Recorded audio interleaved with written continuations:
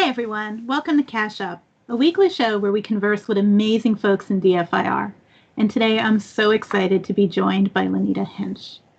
Lynn is currently a solutions consultant here at Magnet Forensics. She has over 20 years' experience in DFIR, having worked multiple sectors of digital forensics, including corporate, consulting, contracting, military, local law enforcement, and federal government. Her career has included working as an examiner at everything from a Fortune 500 company to conducting exams for agencies including the U.S. Department of State and the Defense Intelligence Agency, as well as local law enforcement, where she worked for the Maricopa County Sheriff's Office in Arizona. Lynn is also a veteran of the U.S. Air Force, where she worked as a computer and communications specialist. She has a Bachelor's of Science in Computer and Digital Forensics from Champlain College and a Master's of Art in Procurement and Acquisition Management from Webster University. Lynn holds multiple certifications, including the Magnet Certified Forensics Examiner, MCFE, the GIAC Certified Forensic Analyst, GCFA, the GIC Certified Forensics Examiner, GCFE, and the IASA Certified Forensics Computer Examiner, CFCE. Lynn regularly shares her knowledge in presentations speaking on topics such as memory forensics, SQLite analysis, and more at Technosecurity, NFUSE, the Magnet Virtual Summit, HTCI events, and others. She's also the past president of the Arizona chapter of the High Tech Crime Investigation Association, HTCIA. I consider it a true honor not only to get to work with and collaborate with Lynn, but to have gotten to know her over the years, as she truly is one of the most kind, hardworking, and sincere folks you'll ever meet. And with that, my pleasure to introduce you to Lynita Hinsch. Hi, Lynn. Hi, Jess. Am I blushing? Can you see it? You are awesome, and your career has just spanned so many different areas of this field and has been so robust.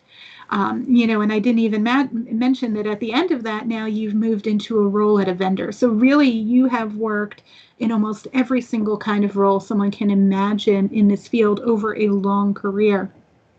How did you wind up here? Can you share your story?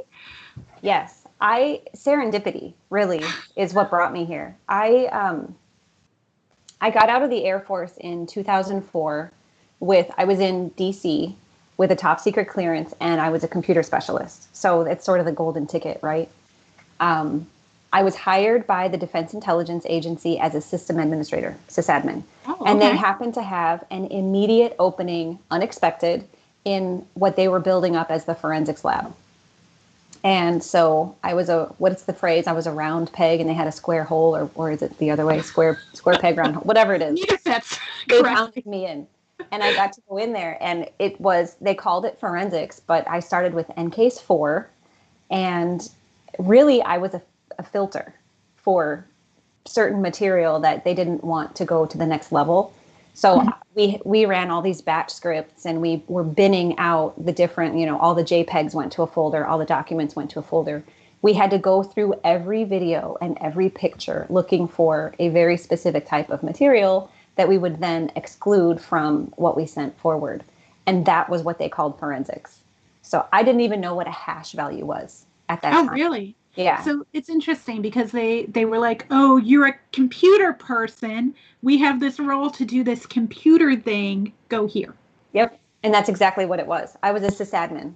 So, but, sometimes people forget the value of the fact that having worked in other parts of IT or networking or computers really can give a lot of the foundational skills that you need in forensics. Definitely. Did any of that sysadmin work help you later? Absolutely. Absolutely. And I get asked that question a lot, especially when it was in the law enforcement, where would you recommend having law enforcement experience or computer experience? And 10 times out of 10, I said computer experience. Just knowing the basic functionality of a computer helps. I'm the type of person, when I learn, I have to understand the how, which is why I stunk at math, because how does A squared plus B squared equal C squared? If you can't tell me how, then it doesn't make sense to me.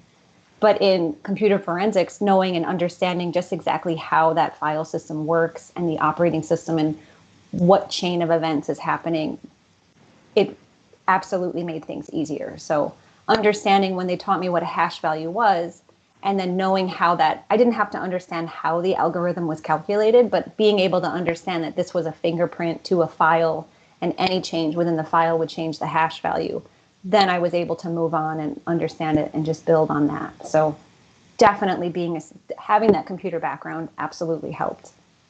And so then you're in this role where you're working as a forensic filter, pulling out content of some specific type so you could make a new partial image for somebody else. Mm-hmm. How did you move from there in this career? Oh my gosh.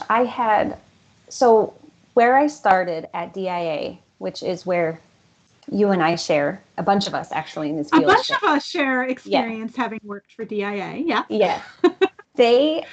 I outgrew it at the time. So they weren't ready. They had plans to expand. I had fallen in love with what I thought forensics was, which is why I said serendipity is what put me into the field, because I didn't expect that. I didn't even know it existed. But right. I was in love with it, and I wanted to know everything there was possible to know about it. And I had really great management at the time, Nick Combs and Roy Apsaloff. They were so supportive, and they sent myself and another coworker. We got to go, Peter Gagnon, who's still a great friend of mine. So, hey, Peter, if you're watching, we got to go to training and get that CCE certification, which at the time was the only thing out there. Yes. And Champlain College was the only college offering the degree program in it. So that's but then I outgrew and you were one of the first, you're early in the Champlain pipeline for digital forensics, because you finished there in 2009? Yeah. Like you were, I think, 2005 through 2009, if I remember your bio correct. Yeah. So entering that program in 2005, that's 15 years ago. One of the reasons the program at Champlain is fantastic, and I know we have a couple of Champlain folks on right now who I see, and it's really a good program, and it's been around for a long time. So you being in that class starting in 2005 and graduating in 2009 with that undergrad, that's a really solid foundation. I love the fact that you were like, hey, this is something I want to learn more about. And so you went and learned more. And that's just incredible. I do want to share a couple of comments. Eric Oldenburg says, hey. Hey, Eric. So I thought that'd make you smile. That does make me smile. Lori was excited to see another Champlain alum, as she just recently finished there. Awesome. And Kevin saying, so far so good for grad classes at Champlain, because he recently started there. So loving all that love. And Brian Moran brought up a good point, because Brian was our guest last week, as you know, and he said back-to-back weeks of being in the right place at the right time, also a trend of Air Force folks falling into these opportunities. That's right. And it's a really, really good point. Right now, people can have more of a direct path, but when you started in this field, when Brian started, when I started, there weren't these opportunities for direct paths. So I just want you to know you're getting a lot of love in the chat here. And Tara says hi, and just lots of love. Good. I was nervous I'd be boring, so that's good. So this is really cool. So you accidentally wind up in digital forensics. You go to Champlain, you get this degree, you get your CCE, and then State Department fell into my lap. So I was looking for opportunities in forensics. I wanted to go and keep growing there. And I outgrew it at DIA. And it just so happened that there was another contractor who had the contract at State Department, and they were transitioning. One of their contractors was transitioning to government, and he was coming over to DIA. So there was an open position available over there. Yep. We switched. So he came over to DIA. You went from being a at DIA to being a contractor at Department of State, and he went from being to not the same roles. Yeah, but I was still a contractor. I was with Mantech at DIA. Oh, yeah. But they had a government position open. Gotcha. So the contractor from State Department came over to government DIA. Position.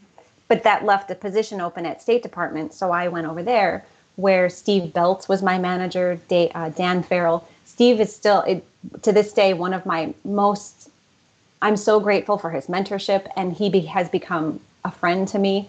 Michelle Belts, Lori Ramsey, so many, just where I went from DIA, where I had friends there, and then I went to State Department, they're like family to me. And I'm still in touch with all of them. So then I got to go to State Department, which I would go to work every day and badge in and say to myself, I made it. Like, this is my job. This is so cool. I am a forensic analyst for the State Department. I felt so high and mighty. Let me tell you, I still have my badge from it.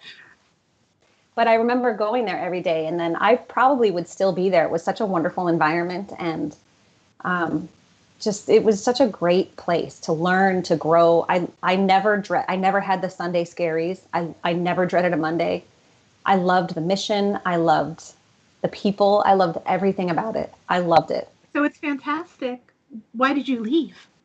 Well, and I love that you talk about all the good managers, by the way. Oh my gosh. That's such an important thing when you have good management. It is. It makes all the difference, because if you have somebody, I read a long time ago, a person who feels appreciated will always do more than expected. So anytime you have a manager who makes you feel supported and valued, I know I go out of my way for that person. My manager now, Craig, amazing managers my whole career. But I left State Department because my husband at the time got a transfer to Phoenix. So he was an employee with the government, and he was transferred to Phoenix. So we did a family move. My two little girls and me. My oldest was 3 and my youngest was 10 months. And we moved. Wow. Yeah. So we moved to Arizona at that time. Okay. And so when you went to Arizona, it was just a natural fit to go to law enforcement, or? It was so back in 2005, 6, 7, the epicenter of computer forensics was DC. Mm-hmm, so there were, absolutely. Yeah. And that's what I was a part of. And I was really enjoying it and growing there. And then I left there and I went to Phoenix, and it was the only computer forensic opportunities in Phoenix at that time were for sworn officers, which I never was.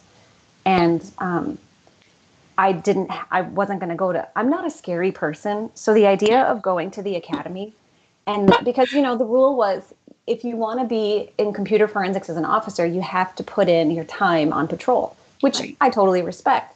But I'm not a scary person, so I can't imagine pulling someone over. I know some of the badged examiners at Maricopa County, and none of them are scary people, but I know. Well, I know now.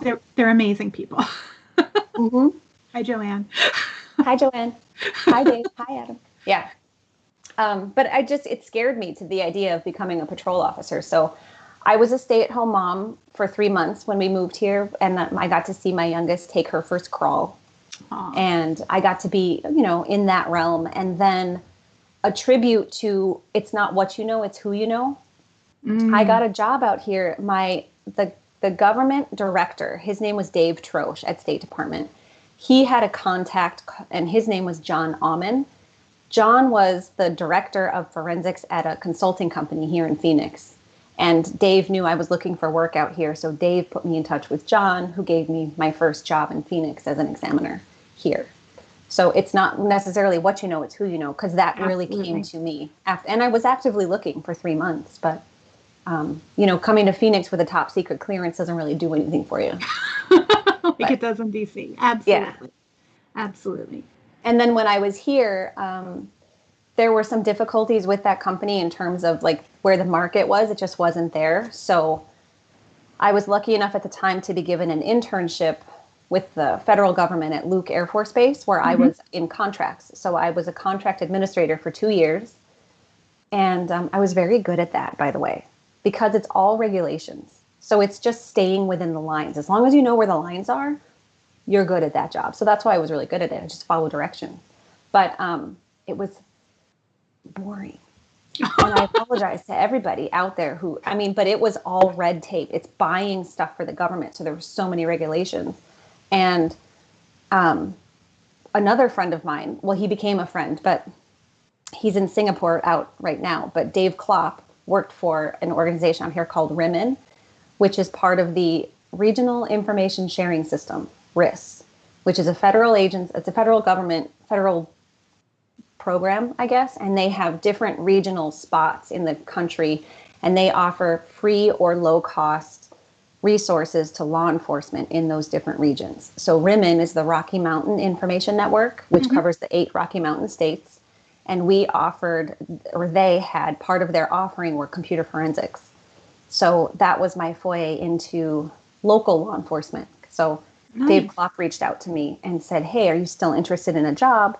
We're hiring. So I went from contracting back into computer forensics. And I remember when I accepted the job and I was ready to start, I was getting my hair colored out here. And, you know, you start conversation as females when you're getting your hair done. And she's like, so what do you do? And I said, I was so giddy to be able to say again, forensics again. I'm a computer forensic examiner. Yeah. Like if I could have tossed my hair, I would have, but it was in foil. So I couldn't. But I was so excited because I just love everything about the forensics field. It just made me feel so cool all the time. So when you were back now supporting law enforcement, did you get that same feeling you did where you said you were so excited every Monday and you never had that, I don't know what you called it, the Sunday scaries. Sunday scaries. I'd never heard that expression before. I love it.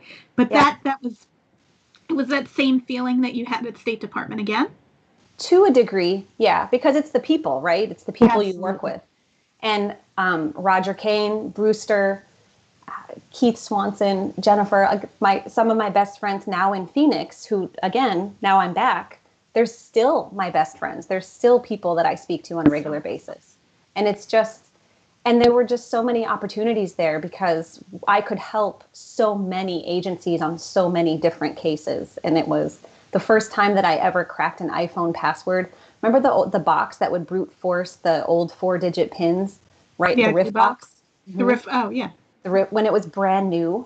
So I cracked one of those for Colorado, and it was a great case. And then Rimmon sent me to JTAG training when JTAG was the thing, and it was before Android 6 when they started becoming encrypted. Yeah. right. Like it was all back in the day when it was. Yeah. Back in the day when I was working for DIA, I remember my resume said, and we process 2 terabytes of data a month! Exclamation point. It's a big deal. And now it's like 2 terabytes, nothing. But, you know, it just goes to show the evolution of the field because JTAG was the next best thing. Then it was very short-lived, but being able to work at Rimmon and knowing that I was helping so many different agencies who didn't have the resources otherwise to do that it was so fulfilling and wonderful. And then Maricopa County came and I was like, totally, absolutely, I'll go over there. Then I got to go and be a part of that whole environment at ACTIC, which is where I met Eric and Dave and Scott Zuberbuehler and all of the people who, again, fantastic just people. Yeah, it was just the whole field it's such a small field, but having been in it for so long, I can honestly say that my community of friends was developed within this field. I'm so grateful for it. I just love everything about it. And then from there you went into corporate. Hi, Scott. Scott just said hi to both of us. Is Scott on? Hey, Scott. Scott's on. Yes. And Tara, by the way, mentions that your passion is infectious. Oh, Tara. And that's what's so exciting. So now you're at Maricopa. You're loving life there. Mm-hmm. And then you decide you need a change and move to corporate, or? Well, I mean, our professional lives are so often driven by our personal lives. Absolutely. And we sort of have to just roll with it the way that where life takes us and figure it out. So there was sort of in Arizona, we have monsoons and they create flash floods, and you got to think on your feet and go Absolutely. with it. And so that's sort of what happened with the sheriff's office. I just had to roll with it. And rolling with that tide took me to corporate. It took me to Hong Kong, where I was with Guidance for a while. Yeah. No, that's great. Guidance had a lot of people working as examiners on site. So you weren't building code, you were working as a forensics examiner. I worked as a forensics examiner for bases. It's right. So they have contracts with companies to perform exams. Makes total sense. And you got to go to APAC. That's awesome. Yeah. And I lived there it was supposed to be 6 months, but I was there for 3. And I lived in Times Square, Hong Kong, and I was there wow. And that's one of those things that I take as a life lesson. When I was there, I didn't appreciate it because it's not where I expected my life to go. But being able to look back and say, I did It's that. pretty damn neat. It's pretty cool. Yeah. Yeah. And so you did your corporate thing. You moved to a Fortune 500 company. Yep. When And I was then- over in Hong Kong, I interviewed and accepted a position at Allstate. Okay. And that's Yeah. where I met Tim Craig and Brian Leal and my friends from Allstate, who, again, are beautiful friends of mine. And Tim Craig. So if anybody saw my memory, any of my memory presentations, the one that I did in San Diego, anything I've done with Tara, Tim Craig taught me that. And he's still somebody that I reach out to, like, hey, what can you tell me about this? So That's I awesome. met them at Allstate, and then Magnet wined and dined me, and here I am. I'm going to blame Magnet for it. It was totally me, but then I so glad to have you here. Like, I love getting to work with you. We've gotten to collaborate before, and so I'm so glad that you're here. And I hope you're enjoying this as much as some of your other roles. Yes. Because I know you've been so passionate about the things you've been doing. So bringing you today, what kind of things are you working on right now? Oh gosh. Well, there's this little thing that Magnet has started. It's a CTF challenge, and I get to write one of the questions. So I'm currently working on that. Yeah, so we just announced yesterday next month's image, which is a memory image. So since Lynn does a lot of delving into memory forensics, Trey, who's running the CTF, asked Lynn if she would do one of the questions. And, since you're a guest today, I was wondering if you might give a little hint about, for any of the players who are playing the Magnet Weekly CTF, about maybe an area to study, maybe something to look at. I will, let's see. I'll give you this. Tara does an excellent memory presentation where she makes, it's already there, but she makes the evidence appear. Because, in memory, it's not contiguous. So you have to do something to create additional artifacts. And Tara gives a beautiful webinar where she does this, and she illustrates exactly how doing this one little thing will create more artifacts. So if you go and find this webinar, I actually think I know which webinar this is. Is this the one from MVS that she did solo, not the one she did with you? Yes. Yeah. So that's from the Magnet Virtual Summit. Might be worth checking out that for a hint if you're doing the CTF. Yep. And I know that I got to work with you recently on some stuff we were doing for the Arizona HTCIA chapter, ironically, before you were back in Arizona. Right. And you were doing some deep dives into SQLite, which was really cool. Yes. And I know that I know from when we spoke that you got particularly excited about some interviews you listened to in your deep dives, like going past. Is it it's right over here, right? Like, I know you and I spent a lot of time with Sanderson's SQLite forensics book, which of course is within arm's reach because how could it not be? But you went a step further. Do you want to share a little bit about what you were digging into? How I became best friends with the creator of SQLite? Sure.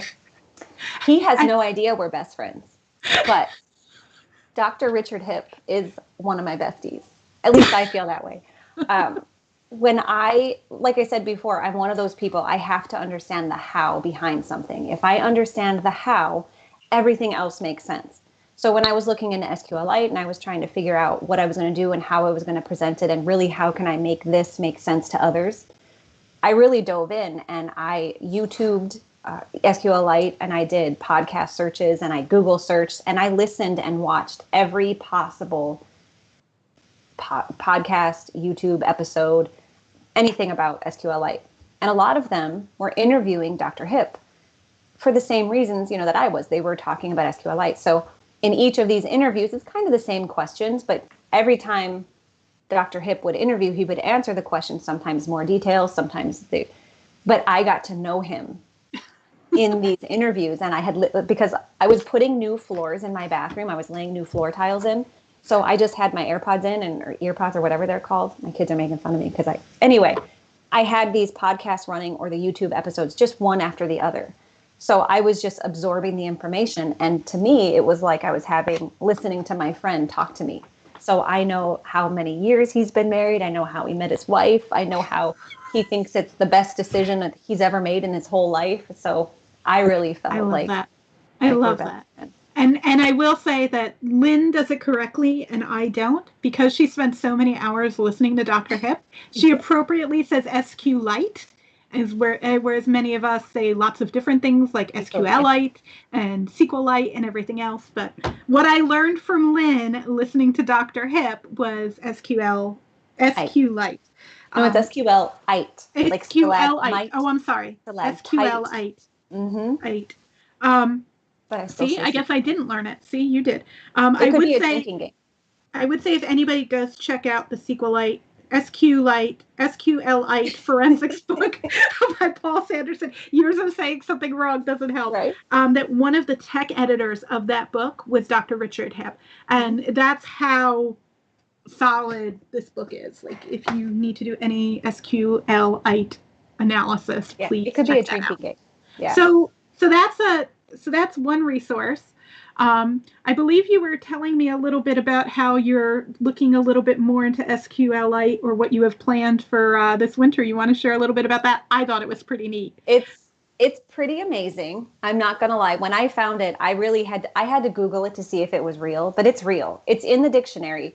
The term is sabermetrics, and it is the scientific statistical study of baseball statistics using SQLite. Well, SQLite is one of the things you use. But I could not believe that this was a real thing. But it's a real, and Boston University offers a free, because now it's 2020, so all these universities are offering free courses. They're offering a free online course where you learn sabermetrics, and you are creating your own SQLite queries. You're learning how to use it, how to apply it. It's studying baseball with SQLite. I mean, your two great loves, right? I was now what could this be? So I'm going to work on that. All that SQLite work that you did, because I was mean. You get to apply it to something you love, to baseball, and you get to go ahead and I think that's really cool, because how many people get to take things they love and get to apply things they're learning or studying or really digging into to something they love. So I think that's fantastic. Kevin says that's an amazing combo, and that he misses baseball already. There's like 100 days left till opening day. I wish I had it in here. My brother-in-law and my sister gave me an early Christmas gift yesterday. It's a mug made from a baseball bat, and it has the Milwaukee Brewers logo in it. It's everything I never knew I ever wanted, but it's everything I ever wanted. That is amazing. Yeah, so my sister and I, we go to the Milwaukee Brewers home opener every year. So we're going to take those and we're going to cheers them on the field. Oh, that's amazing. I know. I miss baseball too, though. I miss real baseball. The baseball that it was this year is not real. Right. But I miss baseball so much. But I'm going to take the course, I think, next month. Like you were saying earlier, things are slower in December usually. So since I'm still going to be working, I'll take the course and learn how to SQLite my way through baseball statistics. It's going to be fun. I love it. So we just talked a little bit about one resource in Sanderson's book, but what's your go-to resource?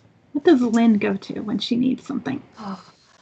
So I'm from Wisconsin. It's home to me, even though I live in Arizona now. And what we say in Wisconsin is "ope." Like, "Oh, let me squeeze past it right there." "Ope." So OPE, other people's experience, other people's expertise. That's my go-to resource. So I don't Google it first. I know someone who knows something, and I either Teams chat Tara if I have a question about memory, or if I have a question about anything Axiom related, I will Teams chat Tara. I'll text Trey if I have a question about any Apple or iOS things. Scott is one of my nearest and dearest friends. I'll text him and ask questions about free tools or for forensics in general anytime I have questions. But there's always somebody who knows more than me about something, and that's the person I'll go to when I need help first. And then if they don't know, then I'll go to Google or Sanderson, but usually there's somebody who knows well, there's always somebody who knows more than me. Let's be honest. There's And always those somebody who people, knows more than all of us, and it's knowing who to know.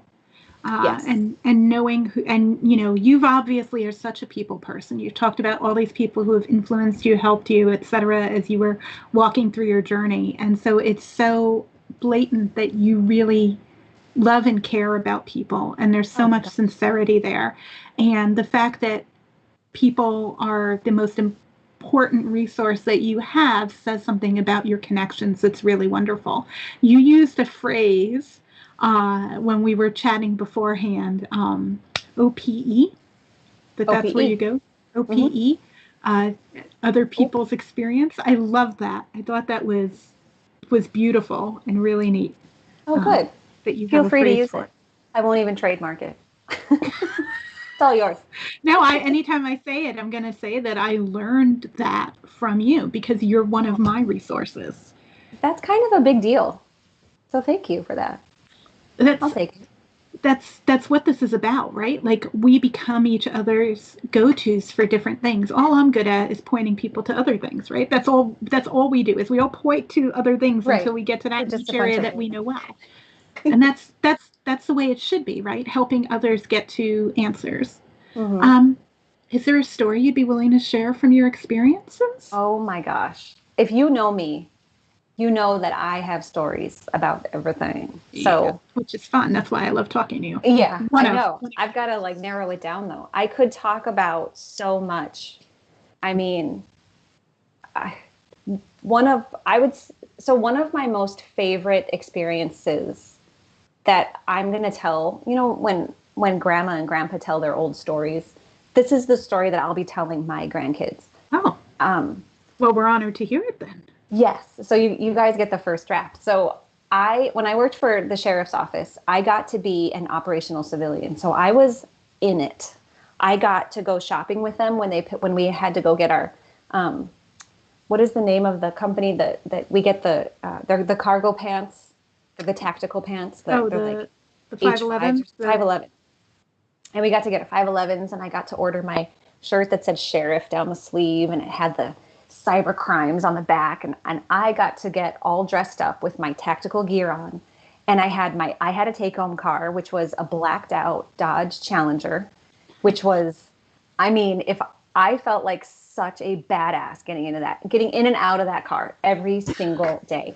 So I got to go on search warrants. Well, my very first search warrant was, I'd been in the forensics field for years, and we had always gotten stuff from search warrants, but I never got to be part of it.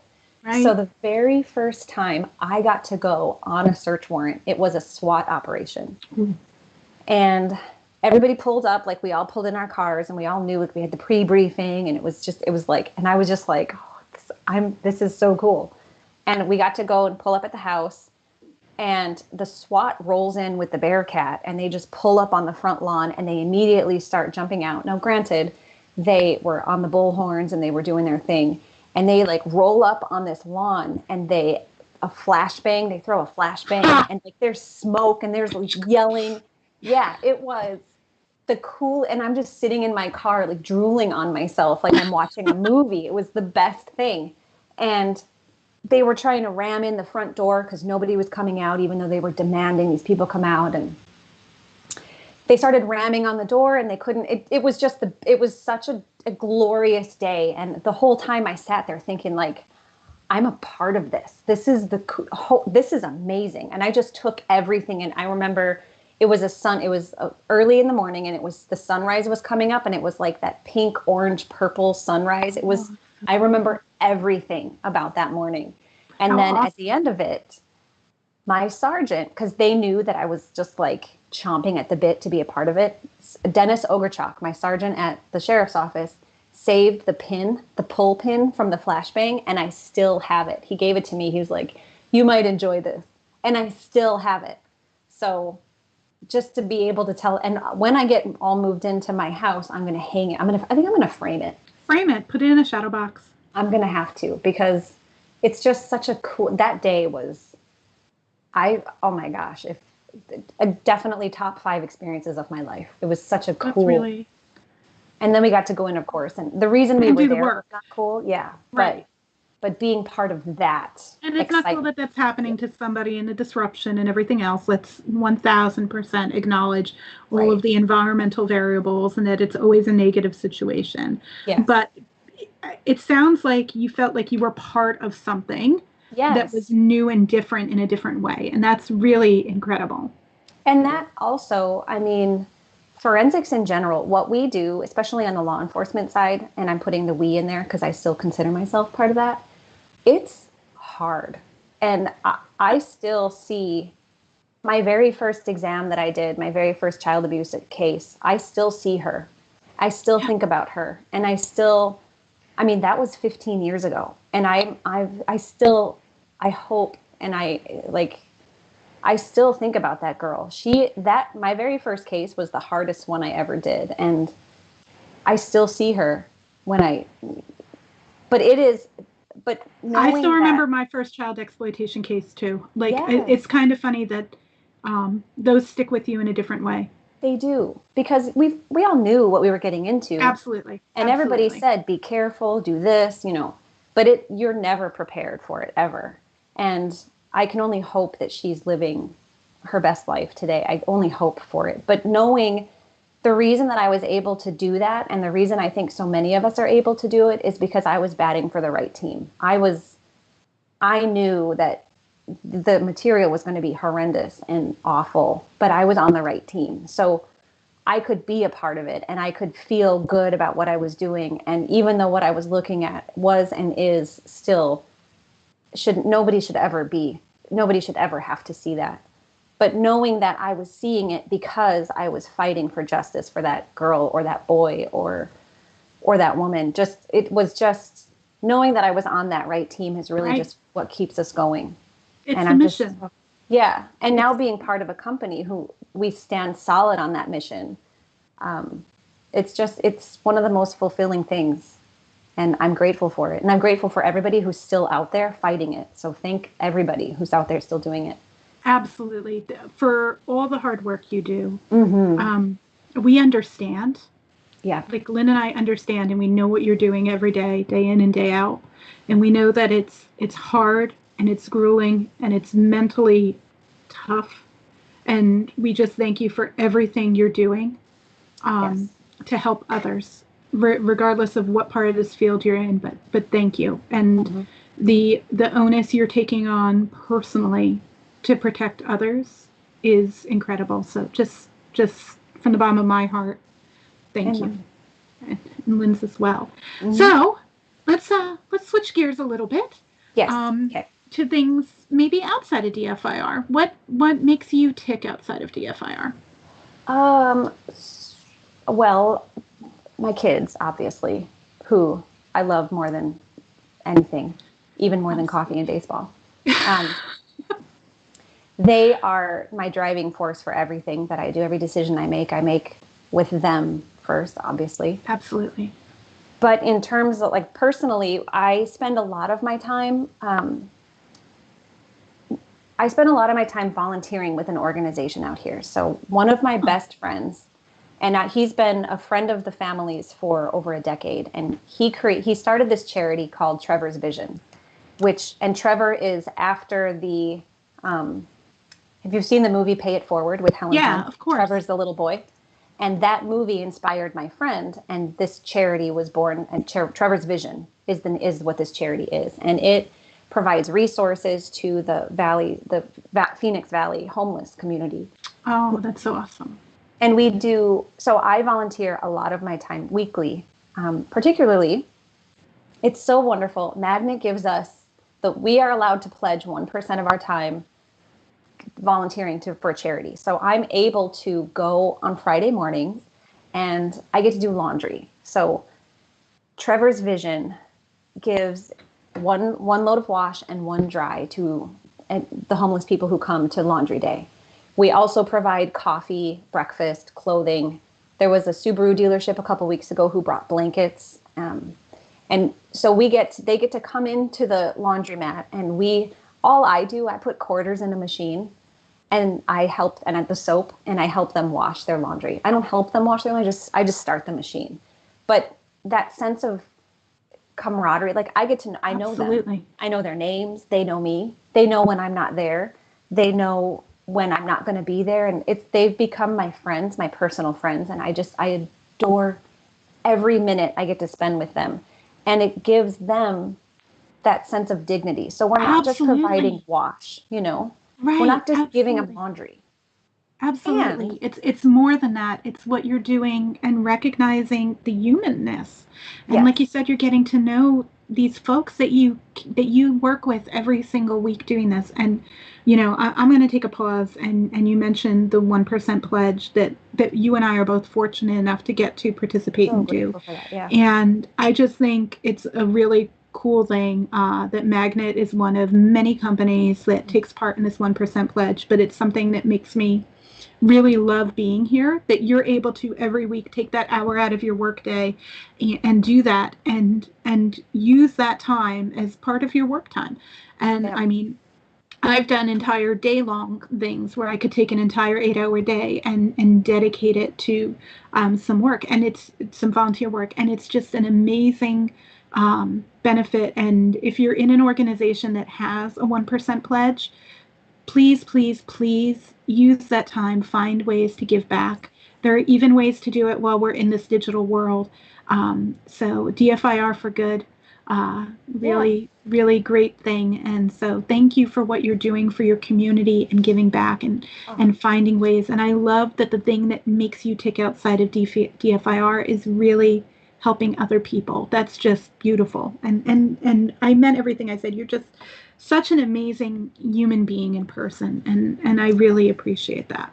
Well, that's nice. I feel selfish because people ask why I do that. And I feel selfish because it makes me feel really good. So that's why I do it, because I get to go hang out with my friends and drink coffee. And depending on the season, like the volunteers will bring different types of creamer. So they're not just getting a cup of coffee. They get choices of pumpkin spice, or this week we had cinnamon because it's fall, it's cinnamon, it's Christmas season. Or peppermint will be next week because it'll be after Thanksgiving. That was my thing. I said, there's no peppermint until after Thanksgiving. We can have cinnamon, that's fine. But we're going to have the Christmas stuff after Thanksgiving. But they'll have peppermint next week. And being able to, I know their stories. And there's this one gentleman, he's got the bluest eyes. And you can tell that he's had a rough go, if you will. But his eyes are so crystal. And how some people just smile and it's like glass. They just shine. He's got the best smile. And he's an older gentleman. And I was putting the quarters in his dryer. And I said, okay, you're all set, handsome. And I walked away and didn't think twice about it. But he cried and said to me, you just made my whole day. Just something so simple. Like, he said, you called me handsome. And I said, well, you are handsome.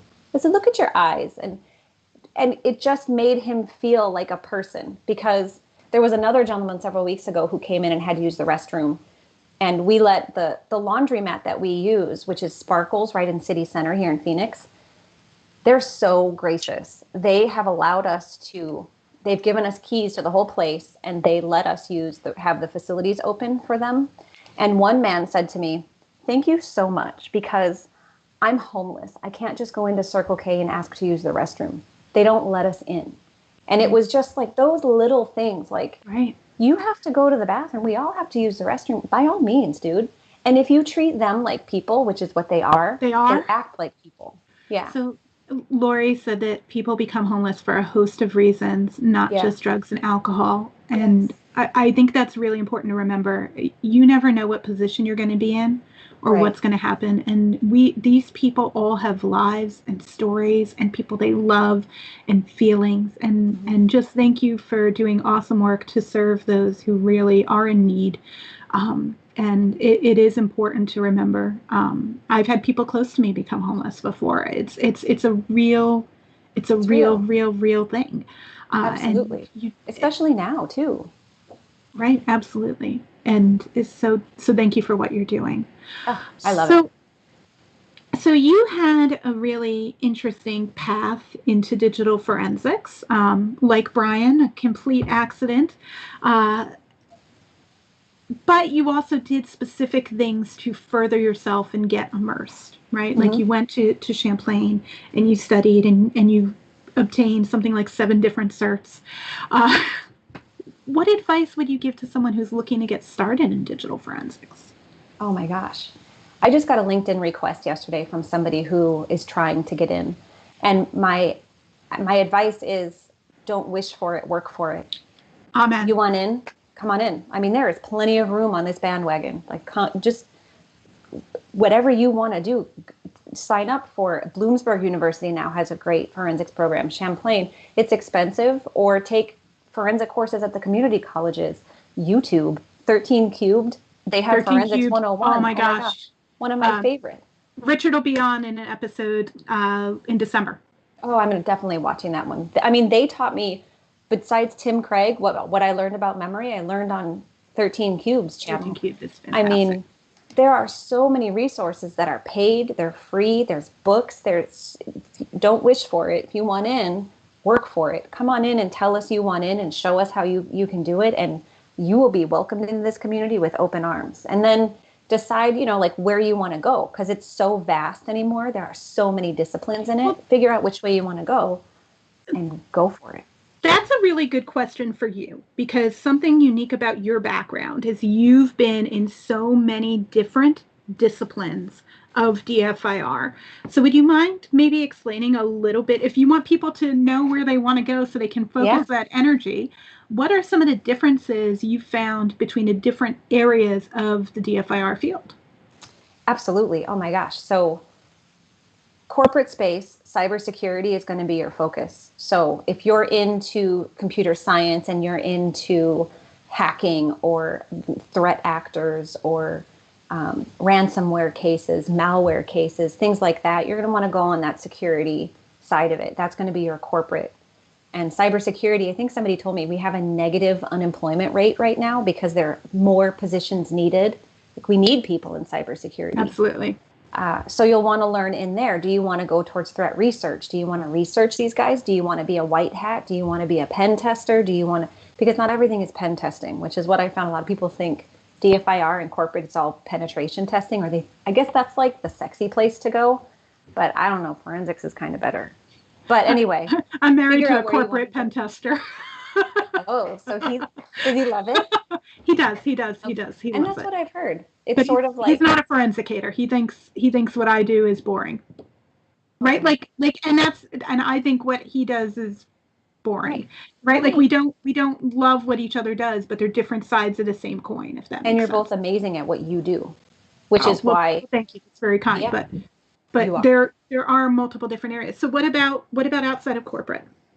So outside of corporate, and Kevin says corporate investigator can be fun too. 100%. Yeah. Corporate investigations can be absolutely fun, and it can be absolutely really, really, really cool work. I mean, you're going after ransomware. You're going ahead and looking at intrusions and trying to figure out that puzzle of how did this get here. Like, check out Brian Moran's RDP pieces talk from OSDFCon last week, or the version he gave at MVS. Oh my gosh, like really cool, amazing work investigating how somebody got on a system. And you're not just doing it on one system, you're doing it on an entire organization. Like, you're finding that needle in the haystack. It can be awesome. It's absolutely. Not intrusions. You could be doing HR investigations. You can be doing wrongful terminations. You can be doing IP theft. I worked a lot of IP theft when I was in that sector. And that can be really intriguing. There can be espionage. I did some insider trading cases and people like using their knowledge those things can be interesting. So Kevin, 100% agree. Corporate investigators can be really, really, really fun. It's just knowing which kinds of things interest you. Or do you want to hunt the guy in the system or the guy or girl who are pulling data out of a company? That is a really kind of neat experience. But you want to know who your actor is. Your actor is not going to be necessarily in corporate. It's not going to be somebody who's preying on children or homicides or drugs or financial crimes on the law enforcement side. Yeah, happens. True, they do. And that was that's a different story. But so corporate would be definitely your security stuff. And then law enforcement, of course, is going to be, that's where you're going to see those crimes against humanity more so than not. And if you're okay with that, or counterintelligence, that's where all of them are putting pieces of a puzzle together. So they're all going to have that same platform. It's just a matter of which discipline it is. So one is, you're going to have threat actors that you may or may not ever know. You might not ever see them. There might not ever be a suspect. You just have to find the smoking gun in the network. Or in consulting, which I've decided after all of my everything, I think consulting is the most client facing. So if you don't want to deal with people, you're probably not going to want to be in consulting. But in consulting, you're still telling the story. You're still helping round up the evidence. Sometimes you're still imaging the material. But that's going to be... You get to do a variety of different things in consulting, because you're looking at different networks, you're looking at different environments all the time, different systems, systems you don't know the baselines. In a corporation, you oftentimes will know your baseline. You don't know your baseline. Yeah, hopefully, depending on the organization, you don't know your baseline in consulting. So those are some neat things. And you brought up a really good point too about the content difference. If you're working something like counterterrorism or law enforcement, you may have to deal with imagery and content that is difficult. So if you're really interested in the technical aspects of the field, but you're uncomfortable with maybe some of the content elements, which there is no issue with that. Of course, right. 100%. It's important. Brett mentioned that consulting gets you into just about any type of case, and that's exactly it, right? It's true. Consulting gives you the most variety. It's a lot of fun that way. They're all fun and interesting. If you like puzzles. If you don't like puzzles, you shouldn't be in DFIR, right? It's very true. But very true. No. So I just think it's cool because you've worked every facet, and every facet is so amazing, and you have that experience. And I've loved every one. I've loved every single one. I don't think I would be able to pick a favorite. I've loved because they're so different. They're so different. I loved every one. Is there something you can share for people who are looking to transition from one sector to the other?